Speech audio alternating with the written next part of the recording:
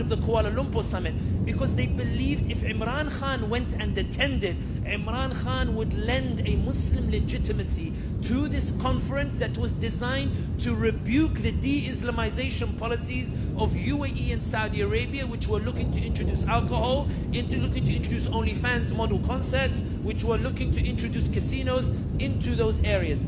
The Saudis, they threatened Imran Khan. They said, Wallahi, if you go to Kuala Lumpur, we will cut our investments to Pakistan and we will kick out the Pakistanis from Saudi Arabia and you can deal with it. Pakistan must be dependent on us. It cannot be equal to us. Imran Khan, the potential that he was about to bring in terms of establishing an independence. Remember, at every OIC meeting, Imran Khan would bring up two topics, Kashmir and Palestine. The reason that troubled Saudi and UAE so much, there are many people who think Imran Khan was just words. If he was just words, Saudi UAE would not have celebrated his toppling, nor would the US representative have said to the establishment in Pakistan, get rid of him and all will be forgiven. The Imran Khan's words were having such an impact, the way your words are having an impact on Biden, Blinken, and the shift in public opinion, that Imran Khan was bringing up Kashmir at a time in which Saudi and UAE were trying to get warmer ties with India.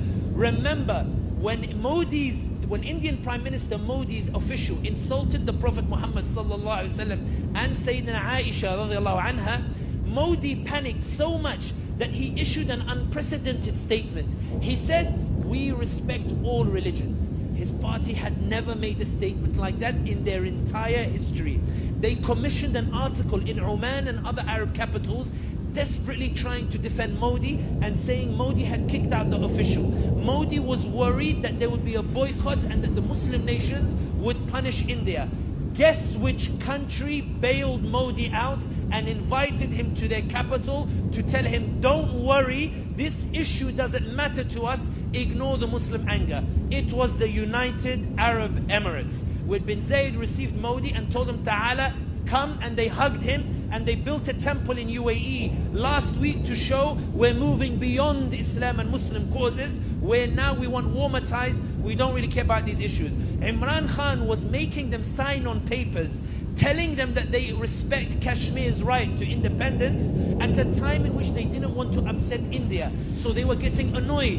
Imran Khan kept bringing up Palestine at the OIC and making Saudi and UAE sign on a commitment to Palestinian liberation at a time in which UAE and Saudi were trying to get close to the Israelis. They told Imran Khan, listen, calm down, bro. I'm trying to get close to India and Israel. Why do you keep bringing up these issues? Why do you keep talking about it? The Saudis were getting them not to talk about it. We brought Iggy Azalea and Shakira and Mariah Carey to get them to forget about Palestine, Kashmir. Why are you bringing it up in the OIC? The UAE said we're building casinos and the like to make them forget about Palestine and Kashmir. Relax, why do you keep talking about it? Take a few million and shush. And Imran Khan said, I'm not gonna shush. Then Imran Khan made the greatest crime in Pakistan.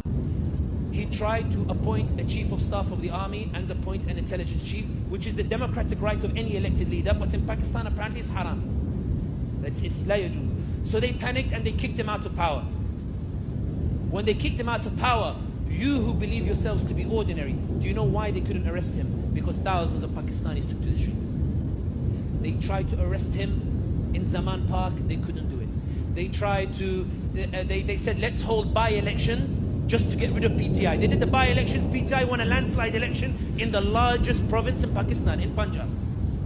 Then they panicked and they said, Ya ilahi illallah, what's going on over here? Then PTI, they tried to pull a nice move. They wanted to dissolve the assembly of Punjab to force general elections. The establishment said, whoa, whoa, whoa, whoa, whoa, whoa, whoa. They said, we're not holding general elections, we're going to appoint a new assembly.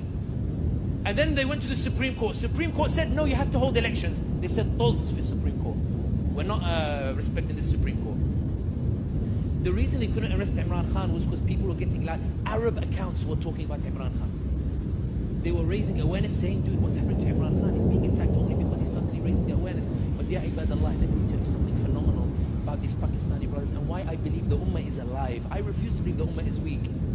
The establishment spent 2 years preparing to rig the elections to ensure that Imran Khan would be eliminated from the scene and PTI. They got him in prison, they arrested him because on May 9th some installations were burnt. Some Pakistanis, they got scared suddenly and they went home.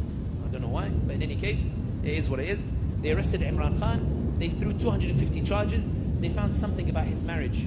Apparently the wife didn't wait for an iddah period or something. Something so ridiculously disgusting, the way they did it. But in any case, they put him in prison and they tried to rig the elections. But this is the point I was making about social media. When I said earlier that they can shadow ban thousands of accounts, they can't shadow ban millions. They can't shadow ban millions of accounts. They can't shut down millions of voices. Because when they tried to rig the elections, what the Pakistanis did was, they went and voted for independents who are from Imran Khan's party. And they came first. No one, they started rigging in broad daylight. I went to bed and there was somebody leading with like 180,000 votes. I woke up the next morning, they reduced it to 90,000 votes. It was rigging in broad daylight. But they were so clumsy at rigging that even international media came out and said it's clearly rigged election. The reason I give you this context is, one, please read about what's happening in your ummah. Please learn about what's happening in your ummah. Please start to take an interest in the communities in your ummah. Please learn to talk about your ummah the way you talk about American football or basketball or the like. Please learn about your ummah and learn about it. But also, in my opinion, if Imran Khan was in power, I think there'd be a much louder voice for Palestine. I think if Imran Khan was in power, there would be a greater shift in the Muslim world that Erdogan would be encouraged to pursue as well. So would Malaysia and the like. I think that Imran Khan in those 3 years showed what the potential huge change can happen in the Muslim world. That's why I believe he was toppled. But more than anything else, it's not just about Imran Khan. What we're seeing in Pakistan is a revolution by the people to push back against an establishment, to say to them absolutely clear, Pakistan was not supposed to serve an establishment, it was supposed to serve the Pakistani people. And for those who say, Sami, but all this is just Pakistan, what does it have to do with me? Ibadallah, I'm proof of it. I'm an Arab. The reason I know so much of what's happening in Pakistan, including the fact they kidnapped a guy called Usman Dar for 20 days. And then he pops up after 20 days on TV and says, Imran Khan told me to go burn military installations. So like clumsy the way they did it. Why does an Arab know this? Because Imran Khan's message resonated. Why does an Arab know this? Because Imran Khan made Pakistan relevant to us. Imran Khan showed us a vision where Pakistan is a key part of the Ummah. And I, as a Muslim who resonates with the Ummah, I said, you know what actually, Sumaya, do you think it's worth going to Hanza Valley? Why don't we go visit Islamabad and Karachi? Why don't we go put our money in Pakistan? Imran Khan sounds like he's got some good ideas, like to bring the Muslims together. Let's go and support him. We won't go to, Switzerland or the like. Let's go and see what Pakistan is like. He was shifting the way that we thought about Pakistan, shifting the way that we thought about the Ummah. And that's why, ya ibadallah, let no one ever tell you that words don't matter. Let no one ever tell you that symbolism doesn't matter. Let no one ever tell you that words doesn't matter, because it does, because it affects change and it causes a shift that results in a series of consequences that results in new opportunities. Pakistan now is in a battle. They are desperately trying to make sure that Imran Khan doesn't form a government. They tried to get the two parties who were the beneficiaries of the rigging to form an alliance.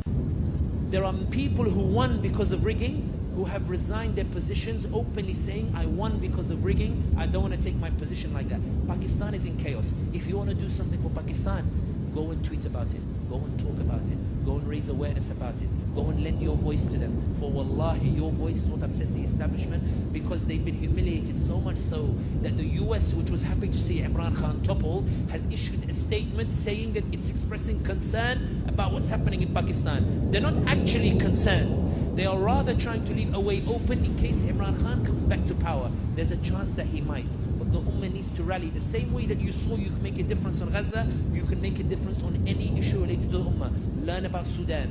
Learn about Pakistan. Go and learn it. You learn about so many other things. What's stopping you from going to learn and teaching your kids that these things matter? For wallahi, these borders are artificial. The Ummah is one. And the proof is that Allah, in the history of Islam, the liberation of Al-Quds was done by Umar al-Khattab, the Arab, and by Salah ad-Din, the Kurd, and Constantinople fell to the Turk. And we have the most profound scholars in our history like Baba Ahmed from the West African kingdoms. And we have some of the greatest poets and scholars from modern day Pakistan and India. And we have the Mughals, and we have those from Malaysia and India. Every single ethnicity contributed to Islam, because for them Islam was not ethnocentric. Islam was beyond that. Islam was anybody who said, I'm a Muslim. That's why our armies were composed of people from everywhere. Ibadallah, when did the Ummah start believing these borders that were made? Let's look beyond it. Let's learn about it. Because wallahi, in my opinion, if the Pakistanis win in Pakistan, there will be a domino effect on the rest of the Muslim world, inshallah. Takbir! Takbir!